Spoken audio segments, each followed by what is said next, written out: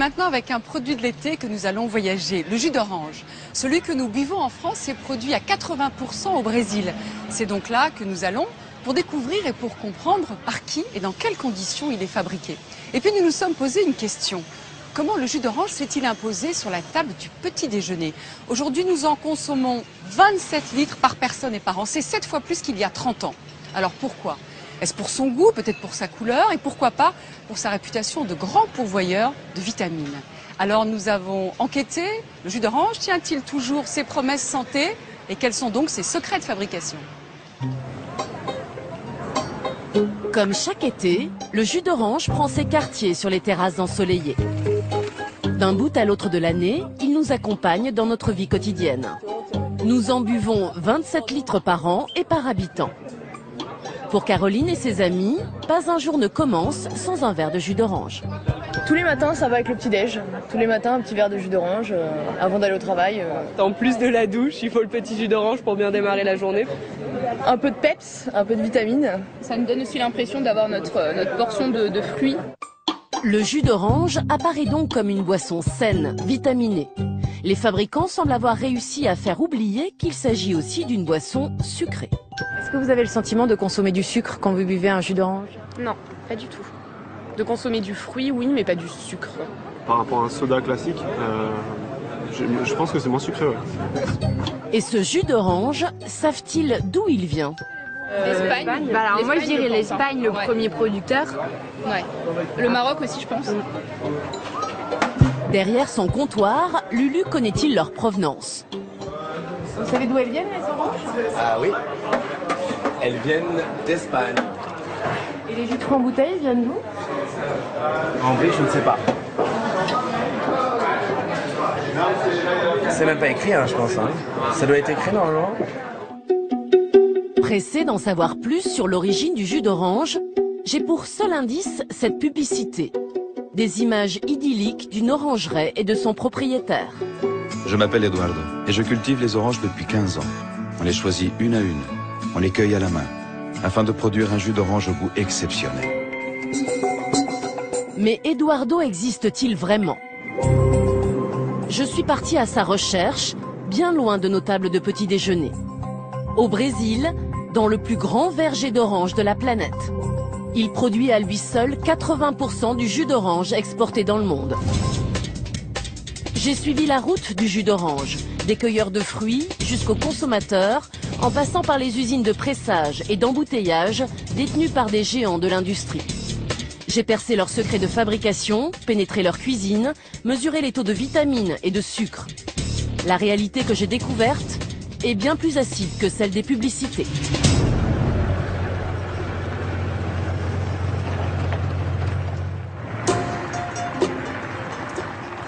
C'est dans le berceau de l'orange, à Itapolis, que mes recherches ont commencé. Nous sommes à 600 km des plages de Rio, au cœur de l'état agricole de Sao Paulo. Cette petite ville est cernée de toutes parts par des plantations. En suivant les premières rangées d'orangers, j'ai bien cru avoir trouvé Eduardo. Il est chauffeur de bus scolaire, mais aussi propriétaire d'un verger de 28 hectares. Eduardo s'appelle en réalité Antonio. C'est le seul producteur d'oranges bio de toute la région. Ce sont des oranges bio. C'est ça la différence, c'est un produit sain, un produit sans pesticides. Son jardin d'Éden, Antonio l'a hérité de son père qui cultivait du café. La jeune génération a choisi l'orange dans les années 80, quand la consommation de jus a explosé en Europe. Antonio s'est converti au bio il y a 5 ans. Je le fais aussi pour moi et pour ma famille. Mon père a longtemps travaillé avec les pesticides. Quand il est mort d'un cancer, je me suis dit que ça ne valait pas le coup. Je me suis dit qu'il fallait essayer quelque chose de plus sain. Dans l'orangeraie, des fruits sont presque à maturité et certains arbres en fleurs. La saison commence, elle va durer 9 mois. En cultivant bio, Antonio a fait le choix d'une productivité moindre. Il perd chaque année la moitié de sa récolte à cause des maladies. Les gens disent que je suis fou, mais j'essaye.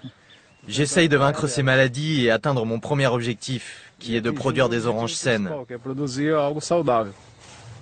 Antonio s'en sort grâce à une coopérative de commerce équitable. Elle lui rachète ses oranges 2 fois plus cher que le prix de vente habituel. Comment ça va? Tout va bien? Le consommateur français, lui, payera 50 centimes de plus son litre de jus d'orange. Grâce au commerce équitable, on a pu trouver un prix qui nous permette de payer les coûts de production des propriétaires d'orangeries. Ça leur apporte un peu de bénéfices et c'est ce qui nous permet tous de continuer. Je ne gagne pas encore assez d'argent, mais j'arrive à survivre grâce aux clients européens qui achètent les jus du commerce équitable. Ça m'aide à produire une bonne qualité d'orange dans les normes bio, sans agresser les sols et l'environnement. En quittant Antonio, je comprends que son cas est vraiment marginal. Je ne vais pas tarder à découvrir que les vergers ici n'ont rien d'un paradis. Darcy, son voisin, règne sur 29 hectares de terre depuis 20 ans. Mais son orangeraie est aujourd'hui menacée.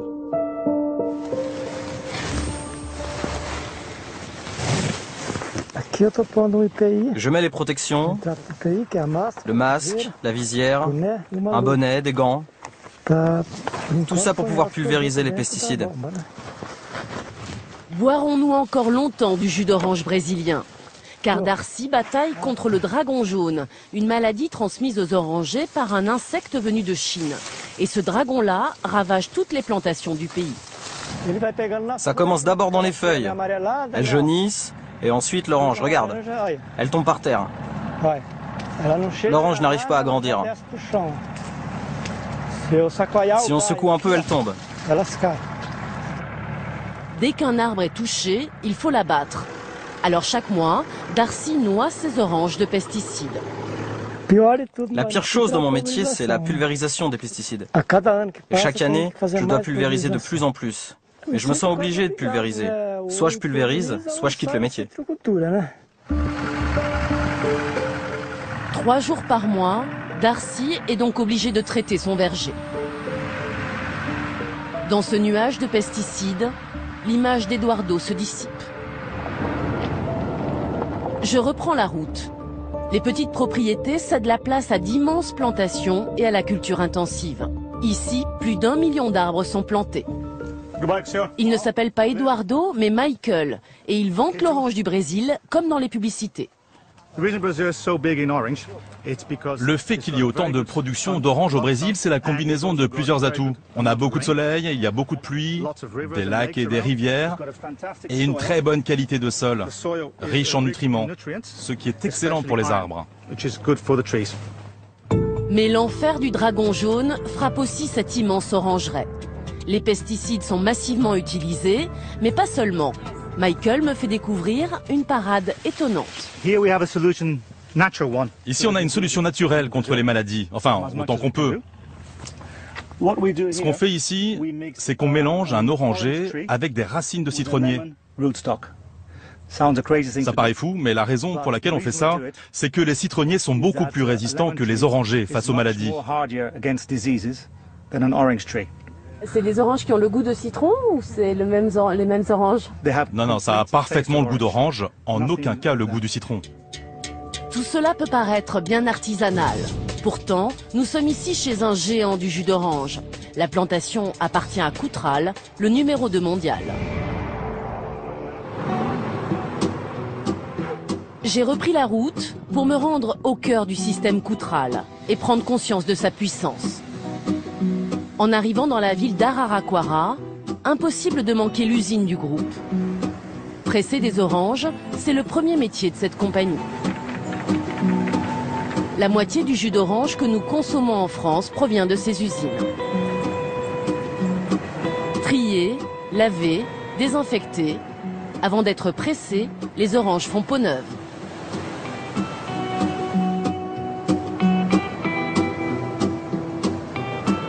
« 42 000 oranges sont pressées chaque minute. Koutral transforme les oranges de ses plantations, mais aussi celles des petits producteurs de la région. Quelle est la proportion d'oranges issues de vos fermes et celle que vous achetez à des producteurs indépendants? En moyenne, 30% de ce que livrent les camions sont nos propres fruits. C'est une proportion qui grandit? Vous possédez de plus en plus de plantations? Depuis quelque temps, nous essayons de nous étendre un peu, mais nous achetons, nous travaillons avec beaucoup de collaborateurs. À quel prix achetez-vous les oranges des producteurs? Nous achetons au prix du marché. C'est le marché qui décide. C'est une négociation. S'agit-il vraiment d'une négociation? Koutral et les deux autres leaders mondiaux du marché ont un moyen de pression redoutable. Ces usines de pressage qu'ils sont les seuls à posséder. À quelques kilomètres de là, dans un salon professionnel, j'ai rencontré des petits producteurs. Ils s'inquiètent du prix de vente de plus en plus bas de leurs oranges. Quelle situation, c'est difficile. C'est une mauvaise blague. Payer 6 réals pour cette qualité de fruits, ce n'est pas possible. Les grands groupes achètent leurs oranges 3 fois moins cher qu'elles ne leur coûtent à produire. Les petits producteurs dénoncent une stratégie des industriels qui viserait à les faire disparaître. Les industriels nous pressent, nous, les producteurs, pour qu'on quitte l'activité. Ils veulent le contrôle total du marché. 20 000 producteurs ont déjà cessé leur activité, contraints de revendre leurs terres, souvent aux multinationales du jus d'orange. C'est un processus sans fin, ça ne s'arrange pas. Cette année, il y a eu plus de 2000 producteurs qui ont dû abandonner. Et l'année prochaine, il y en aura peut-être davantage à quitter le secteur. Les petits producteurs dénoncent un cartel, une entente sur les prix décidée par les grands groupes industriels.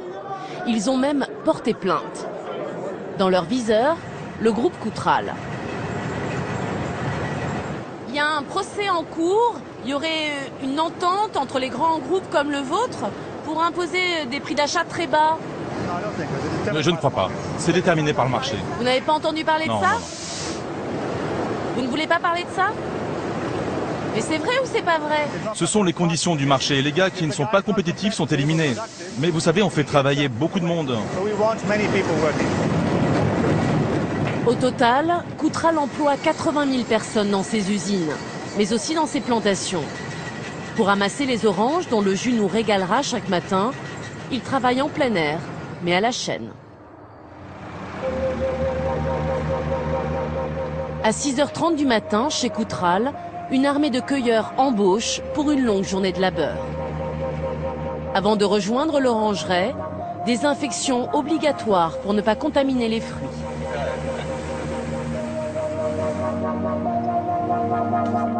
Elles sont 450 petites mains. Parmi elles, Myriane. À 50 ans, elle cueille des oranges 6 jours par semaine depuis 30 ans. Je suis plus lente qu'avant. Plus je vieillis, et moins je cueille. Un travail physique sur des échelles instables. La chaleur dépasse souvent les 40 degrés. Les sacs pèsent 20 kilos. Je remplis 80 sacs par jour. Parfois c'est plus, parfois c'est moins. Est-ce que c'est lourd? Non, je suis habituée. Vous êtes un bon élément pour notre entreprise. Ah, ma salle de sport, c'est ici. La salle de sport, c'est le travail. Chaque jour, Myriane remplit 3 à 4 de ces grands sacs. Jusqu'à 2 tonnes d'oranges. Le tout pour un salaire modeste et variable.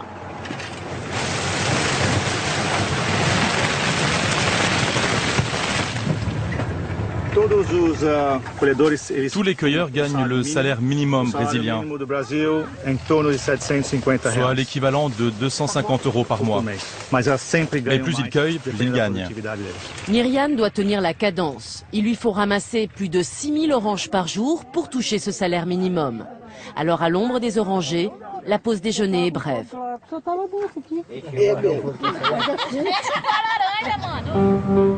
Je retrouve Myriane après ses 8 heures de travail, débarrassée de son uniforme. Ce soir, c'est jour de paye. Je ne sais pas combien je vais toucher. Parfois je touche 300, 350 €, parfois moins. Ça dépend de ma productivité. C'est en consultant son compte bancaire au distributeur que Myriane va découvrir sa paye pour 15 jours de travail. 424 réals, l'équivalent de 147 €. C'est pas un bon mois. Non, non, c'est pas beaucoup. Sous la pression de l'État brésilien, le salaire des cueilleurs a été multiplié par 2 en 10 ans. Une hausse qui ne compense pas l'augmentation du coût de la vie au Brésil. En fait, un de mes fils m'aide à payer le loyer et l'autre les charges. Avec mon salaire, je n'arrive pas à survivre. Loin du regard de son employeur, Myriane me tient un tout autre discours sur ses conditions de travail. Je suis fatiguée, j'ai mal au dos. Mais bon, on n'a pas le droit de parler de ça. Si je me plains d'avoir mal, on me renverra. Donc il faut tenir bon.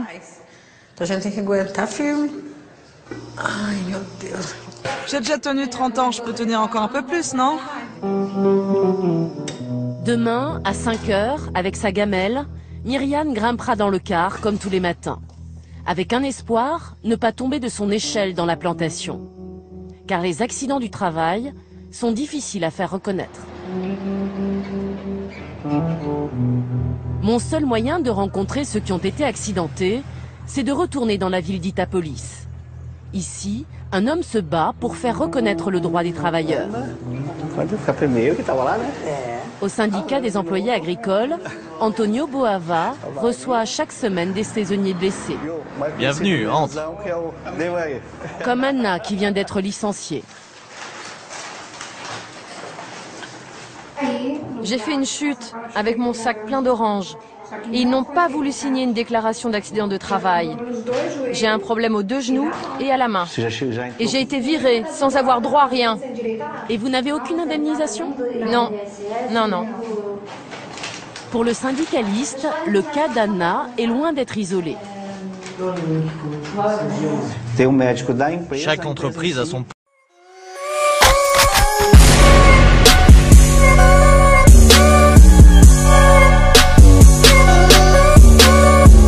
propre médecin et ils ont intérêt à ne pas signer de déclaration d'accident du travail. C'est vraiment une pratique courante des employeurs. Donc à ce moment-là, il faut saisir la justice. Les cueilleurs sont aussi les victimes du fameux dragon jaune, car des pulvérisations de pesticides ont lieu en leur présence, ce qui est totalement illégal. Est-ce que quelqu'un parmi vous a souffert à cause des pulvérisations de pesticides? Nous étions en train de travailler. Ils sont passés avec la machine à poison. J'ai eu envie de vomir, mal à la tête, et je suis resté comme ça. Et vous n'avez pas eu de séquelles? Non, ça va. Mais le lendemain, plusieurs n'ont pas pu venir travailler. Ils n'ont pas pu travailler pendant 3-4 jours. Et vous, vous avez vu des pulvérisations pendant que vous travailliez? Ah oui, moi je me suis plainte plusieurs fois. Les vêtements ont une odeur, ça pue le poison. L'odeur reste imprégnée même quand tu as lavé tes vêtements. Ces pesticides que les cueilleurs respirent, en France, nous ne les retrouvons plus qu'à l'état de traces et seulement dans quelques rares jus d'orange. Mais sous quelle forme le jus va-t-il arriver jusqu'à nous? Il est pressé, mais parfois il est aussi concentré. Pour réduire les frais de transport, les industriels n'hésitent pas à le faire bouillir pour le vider de son eau. Ils obtiennent ainsi cette mélasse. C'est pas une simple orange pressée, c'est un véritable processus industriel. Non, c'est énormément de technologie. Quand tous les tests sont bons, c'est transféré dans de grands camions-citernes qui vont rejoindre le port avant d'aller en Europe et partout dans le monde. Dans cette usine, 7 jours sur 7, c'est un balai incessant de centaines de camions. Les uns remplis d'oranges, les autres chargés de jus pressé ou de concentré. Ils prennent la route du port de Santos, destination l'Europe.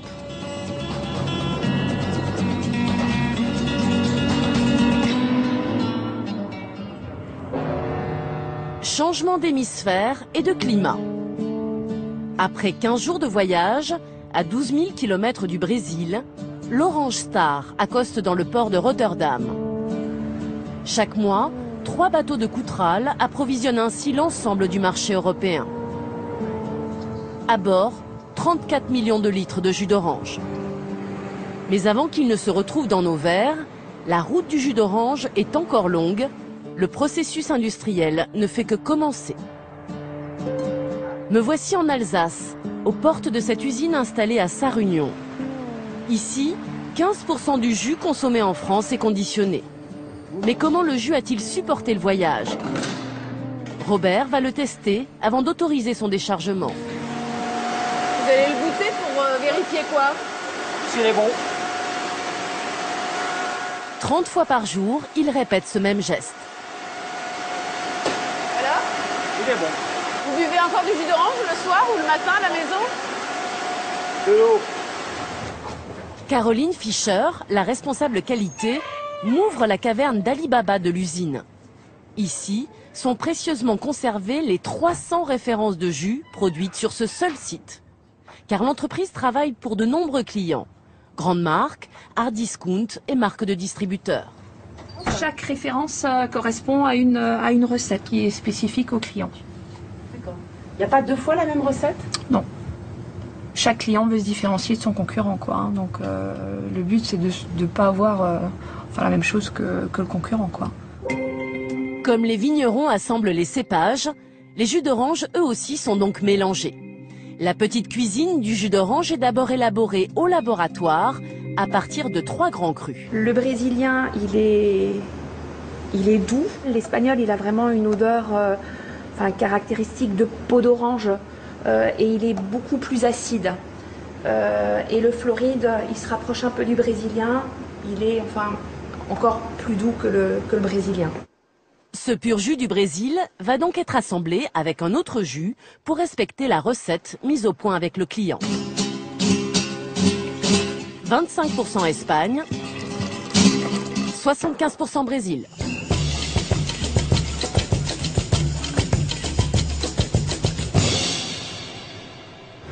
Donc il n'y a rien d'autre qui est ajouté. Il n'y a rien d'autre qui est ajouté. Pour le jus à base de concentré, ça se corse. Rappelez-vous cette mélasse qui sortait des tuyaux de l'usine brésilienne. Là-bas, le jus a été vidé de son eau. Il faut désormais la réintégrer. Pas plus, pas moins. Le jus a meilleure mine, mais problème, il n'a plus aucun goût. Car pendant le processus de concentration, les arômes se sont évaporés. Alors eux aussi sont réintégrés. Pas des arômes de synthèse. Ah non, la réglementation ne nous l'autorise pas de toute manière. Hein. Donc c'est vraiment uniquement des arômes du fruit, quoi. Et lors du process également, on perd la vitamine C. Au moment de la concentration au Brésil? Au moment de la concentration, c'est le chauffage qui fait perdre la vitamine C. Et donc là aussi, il y a une restauration qui peut se faire. D'accord. Et c'est de la vitamine C de synthèse, naturelle? C'est de la vitamine C de synthèse. En moyenne, 1 litre de jus à base de concentré est vendu 75 centimes d'euros moins cher qu'un pur jus. Le nectar est lui moins onéreux encore et pour cause, des oranges, il n'en contient plus qu'un minimum de 50%. Les 50% restants, c'est quoi alors? C'est de l'eau et du sucre. D'accord. Et donc les quantités de sucre qui sont ajoutées, c'est en fait pour retrouver un produit harmonieux, quoi, hein, qui a un bon équilibre au niveau du sucre et de l'acidité. Donc le nectar, c'est celui qui est le plus éloigné du pur jus d'orange, de celui qu'on presse. Le nectar est donc le moins cher, le plus dilué et le plus sucré. Il peut contenir jusqu'à 20% de sucres ajoutés. Mais ce sucre, j'ai beau être abreuvé de publicité, je n'en entends jamais parler. Des vitamines, on en a besoin pour assurer toute la journée. Pour profiter d'un max de vitamine C.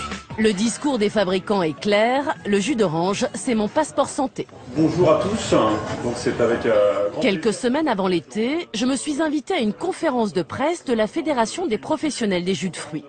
Ce jour-là, il s'agit de convaincre les journalistes du bienfait de ces boissons. Je suis très contente d'avoir à m'exprimer sur des jus de fruits. Pour vanter les qualités des jus, les industriels sont épaulés par une nutritionniste d'un hôpital public parisien. Grâce à un discours bien rodé, le médecin va minimiser la présence de sucre et valoriser celle des vitamines. On le le sait bien, vous voyez qu'un verre de jus de fruits de 200 ml couvre quasiment la totalité du besoin en vitamine C de la journée, ce qui est vraiment très important. La nutritionniste a indiqué la teneur en vitamine C contenue dans un verre entier. Mais pour l'apport en sucre, elle change de valeur et choisit la teneur contenue dans seulement un demi-verre. Sur 100 ml de jus de fruits consommés par jour, pour les enfants et les adolescents, ça fait à peu près 10 grammes de sucre simple. Et vous voyez que les 10 grammes de sucre simple, ça représente 10% des sucres simples, des 100 grammes par jour qui sont prévus dans le cadre d'une alimentation équilibrée. Donc vous voyez que la contribution aux apports de sucre simple, elle est modeste. Donc vous voyez que finalement, le jus de fruits, il a sa place au quotidien pour tous. Pourtant, bon nombre de nutritionnistes tiennent un tout autre discours. Face à la progression de l'obésité et des cas de diabète, ils dénoncent la consommation des jus de fruits au même titre que celle des sodas. C'est le cas du docteur Jean-Michel Cohen. Le nutritionniste m'a ouvert sa cuisine. Je vais me verser un verre de jus d'orange de 200 ml. Et je vais simplement regarder sur l'étiquette combien j'ai de glucides, c'est-à-dire de sucre. 10 grammes pour 100 ml. 200 ml, ça fait 20 grammes de sucre. 20 grammes de sucre, ça correspond à 8 carrés de sucre.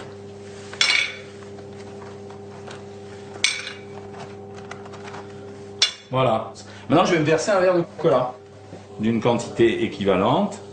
Et je fais la même opération. Et là, j'ai 10,6 grammes, c'est-à-dire exactement le même chiffre quasiment que l'autre. Et de 5, et un 6, et de 8 carrés de sucre. Et si j'étais vraiment raffiné, je prendrais un tiers de carré de sucre et je le mettrais en plus. Je vous confirme que malgré le marketing et l'idée ambiante que le jus d'orange est un très bon produit pour la santé, vous avez en buvant du jus d'orange ou un soda exactement la même teneur en sucre. Le docteur Cohen s'inquiète aussi de la confusion entre jus d'orange et boisson à l'orange. Ici par exemple j'ai un pur jus de fruits, donc ça signifie que ce produit a été fait exclusivement à base de fruits. Mais ça par exemple qui se développe à l'heure actuelle, c'est des boissons spécifiques pour les enfants. Et quand on lit bien l'étiquette, il ne s'agit plus d'un jus de fruits. Le concentré de jus d'orange ne représente que 12%. Grosso modo, on a acheté de l'eau sucrée aromatisée, quoi. Mais ces boissons n'ont rien à voir avec du jus de fruits. Et alors on peut avoir même encore plus original, vous vous rendez compte que dans cette boisson, il n'y a que 5% de concentré de jus de fruits, c'est-à-dire une quantité extrêmement faible. Et ça c'est vendu au rayon à côté des... Ah ben ça va être vendu comme ça, ça va être côte à côte le pur jus de fruits et ce type de produit. Et le consommateur, son deuxième geste, ça sera de regarder le prix et de se dire « Oh au fond, j'achète du jus d'orange avec de la vitamine C, prenons ça, voilà ». Le médecin tord le cou à une autre idée reçue. Le jus d'orange n'est pas le meilleur moyen de consommer de la vitamine C. Si je prends des fraises, des framboises, du persil, du poivron, des kiwis ou bien des brocolis, j'ai une quantité de vitamine C qui est supérieure à la teneur en vitamine C de l'orange. Mais ça, c'est la construction marketing qui a fait ça. Voilà, ici j'ai la teneur en vitamine C qu'il me faut pour la journée. Alors on peut couvrir ses besoins très facilement en augmentant 50 grammes de brocolis en plus. Mais 50 grammes de brocolis, vous savez, c'est guère plus que ça, hein. Et dans un produit tel que celui-là, vous avez presque la moitié de ce que vous avez besoin en vitamine C dans une journée. La vitamine, l'argument santé qui fait oublier le sucre, est-elle vraiment présente dans nos verres? Se conserve-t-elle au fil des mois? Entre la cueillette, l'embouteillage du jus et jusqu'à notre table, il peut se passer du temps, beaucoup de temps. En général, un produit conditionné aujourd'hui, vous allez le retrouver sur le marché dans... Enfin, délai le plus court, je dirais, c'est 1 mois. Et puis après, vous pouvez, il y a certaines références qui ont des rotations plus faibles, où vous mettrez enfin 3, 4, 5 mois à le retrouver dans le commerce. Du jus d'orange enfermé plusieurs mois dans des cartons, ça peut sembler sans conséquence, mais il y a un petit pépin. À Massy, près de Paris, Violette Ducruet, chercheure à l'INRA, a étudié l'impact de l'emballage sur la teneur en vitamine C. On s'est donc aperçu que le meilleur conditionnement est le verre, et puis je vais mettre à égalité ces deux types de contenants. L'ennemi de la vitamine C, c'est l'oxygène, et il pénètre plus facilement les emballages plastiques et cartons que le verre. Alors voilà, donc on a testé donc la teneur en vitamine C de l'emballage vert, qui est représenté ici en bleu. On voit qu'il y a une dégradation qui intervient très rapidement, avant 2 mois, et après une relative stabilité de cette teneur en vitamine C. On a testé aussi la vitamine C pour différents contenants en matériaux plastiques de ce type-là. Et c'est la courbe qui est ici en vert. Et on voit qu'on a une dégradation de la vitamine C assez rapide et qui se poursuit au-delà des 2 mois et 3 mois de conservation. Et si, sans ouvrir une bouteille, oui, la vitamine C se dégrade. Absolument. Une fois la bouteille ouverte, c'est pire, la vitamine C disparaît encore plus vite. Mieux vaut vite reboucher et conserver au frais. Mais j'ai fait une découverte bien plus surprenante encore, que les professionnels du jus d'orange et les agences sanitaires se gardent bien de dévoiler. Ce secret, les dentistes le connaissent bien, le jus d'orange serait l'ennemi de nos dents. Julien Lopi, président de l'Union pour la santé bucco-dentaire, pointe du doigt son acidité. Ce qui est intéressant de voir, c'est quelle action, quel effet sur l'émail des dents. C'est quel potentiel érosif. Et pour faire ça, il y a un petit test qui permet de bien visualiser l'impact, c'est de tremper un bâton de craie. La craie, dans cette expérience, joue le rôle de l'émail des dents. Elle est plongée dans 3 liquides acides, du vinaigre, du jus d'orange et du cola. Résultat, au bout d'une demi-heure d'immersion. Le vinaigre d'alcool, donc on voit très bien qu'il a été fortement attaqué. Le soda ensuite, là aussi on voit qu'il a été attaqué de manière moins importante que le vinaigre. Et si on est maintenant sur le jus d'orange, là c'est un peu plus compliqué parce qu'il a tellement été attaqué qu'il s'est cassé. Hop. Et vous voyez que la craie, elle est complètement ramollie. C'est très friable. Cette expérience, elle a été faite pour de vrai, avec de la dent, par université, dans des conditions bien plus scientifiques. Si le jus d'orange n'est pas le plus acide, il est celui qui attaque le plus l'émail. Mais il existe des solutions pour limiter cette érosion. Quand j'ingurgite une boisson avec de la paille, je minimise son contact avec mes dents et je l'ingère plus rapidement. Donc moins de contact, moins d'effet acide, moins de ramollissement. Ça, c'est la première possibilité. La seconde possibilité, c'est surtout, en fait, d'éviter, contrairement à ce qu'on pourrait croire, de se brosser les dents immédiatement après. J'attends 30 minutes, le temps que la salive ait fait effet, pour pouvoir me brosser les dents en douceur, sans danger, sans abîmer mes dents. Au bout de sa route, le jus d'orange a peut-être abîmé nos dents, perdu de ses vitamines, nous a fait consommer trop de sucre, a passé des heures en usine, dans des cuves, des citernes, des tuyaux, des bateaux. Au Brésil, il a fragilisé la survie des producteurs, la santé des cueilleurs, bien loin de l'univers idyllique des publicitaires. Je m'appelle Eduardo et je cultive les oranges depuis 15 ans. Eduardo ne serait-il donc qu'une chimère pour nous faire boire toujours plus de jus d'orange? En 20 ans, en France, sa consommation a été multipliée par 7. Le chiffre d'affaires des multinationales n'en a que meilleure mine.